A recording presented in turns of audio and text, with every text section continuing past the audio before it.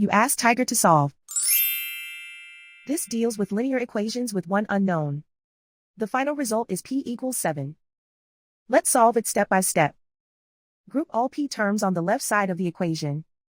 Add 3p to both sides. Group like terms. Simplify the arithmetic.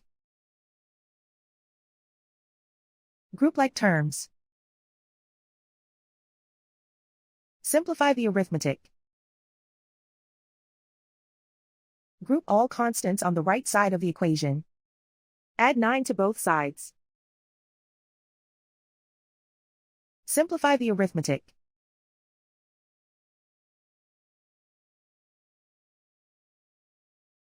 Isolate the p. Divide both sides by 4.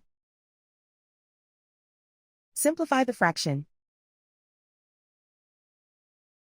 Find the greatest common factor of the numerator and denominator. Factor out and cancel the greatest common factor.